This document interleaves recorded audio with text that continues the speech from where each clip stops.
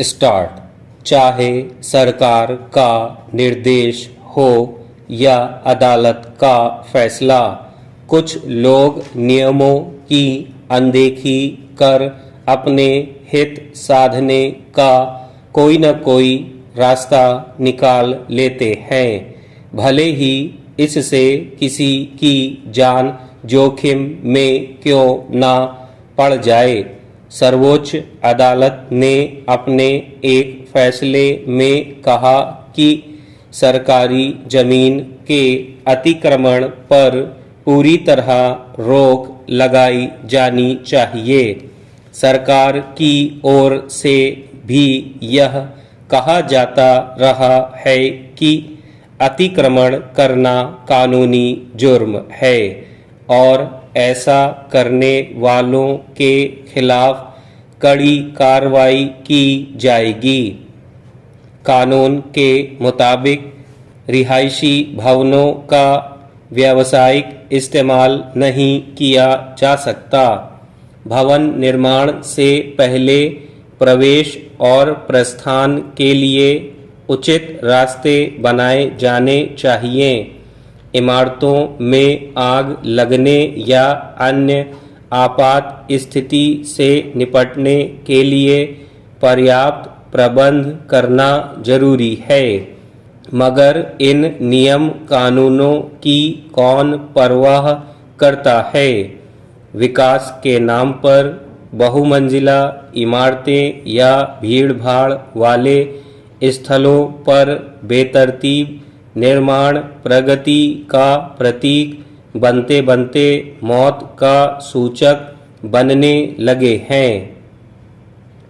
राष्ट्रीय राजधानी दिल्ली के राजेंद्र नगर में 2 वर्ष पहले एक इमारत के भूतल में बारिश का पानी भर जाने से वहां कोचिंग सेंटर में मौजूद 3 युवाओं की मौत हो गई थी। ये वे नौजवान थे जो यूपीएससी परीक्षा की तैयारी कर अपने लिए बेहतर रोजगार की जमीन तलाश रहे थे। यहाँ भी नियमों का उल्लंघन कर निर्माण हुआ था, मगर संबंधित महकमे के अधिकारियों की मिलीभगत से इसे नज़रअंदाज कर दिया गया। इसी तरह का एक मामला हाल में दिल्ली के मालवीय नगर में सामने आया।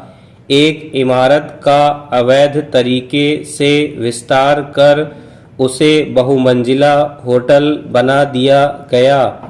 6 कमरों की विभागीय मंजूरी लेकर 26 कमरे बना दिए गए। इस इमारत में आपात स्थिति के लिए वैकल्पिक निकासी मार्ग और अग्निशमन के पुख्ता प्रबंध नहीं किए गए थे। जब आग लगी तो कई लोग इमारत के अंदर ही फंसे रह गए और उनकी मौत हो गई। इनमें से कई लोग ऐसे थे जो अपने निकट संबंधियों के उपचार के लिए इस होटल में ठहरे हुए थे। इस घटना के बाद विरोध प्रदर्शन हुए। सरकार की ओर से पीड़ितों के लिए अनुदान राशि घोषित की गई और फिर अवैध निर्माण को गिराकर मामला ठंडे बस्ते में डाल दिया गया। इसके बाद नियमों की अनदेखी और विभागीय लापरवाही की दिल दहला देने वाली घटना उत्तर प्रदेश में लखनऊ के अलीगंज में सामने आई। जिस इमारत को वर्ष 2016 में ढहाने का नोटिस दिया गया था, वहां गैर कानूनी ढंग से निर्माण किया गया था। इस व्यावसायिक इमारत में कोचिंग सेंटर भी संचालित किया जा रहा था। स्टॉप।